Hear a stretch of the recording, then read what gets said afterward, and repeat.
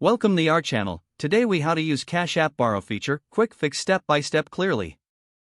To use the Cash App Borrow feature, first, ensure you have the latest version of Cash App installed on your device. Next, open the Cash App and log in to your account. Once you're in, navigate to the Banking tab located on the home screen. In the Banking section, look for the Borrow option. If the feature is available to you, you will see an amount listed that you can borrow. Tap on the Borrow button to start the borrowing process. You will be presented with a few details regarding repayment terms. Read through them carefully to understand the interest rates and payment schedule. If you agree to the terms, select the amount you wish to borrow. After that, follow the on-screen instructions to complete the borrowing process. Once approved, the borrowed funds will be transferred to your Cash App balance. You can now use these funds as you would with any other money in your account. Remember, repayment will automatically be deducted from your Cash App balance on the due date. Keep track of your repayment schedule to avoid any late fees.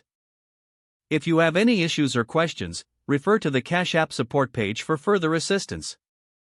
That's how you can use the Cash App Borrow feature efficiently. If the page does not load, refresh the browser or try again in a private or incognito window. Make sure you are using the correct email address, then retype it carefully to avoid small typos. If your password is not accepted, use the reset option and create a new strong password you can remember. Check your spam folder for verification or security emails, then complete any requested confirmation steps.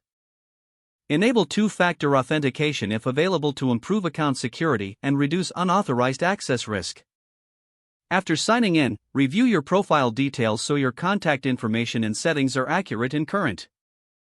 If you see an error message, note it down and try again after restarting your device and internet connection.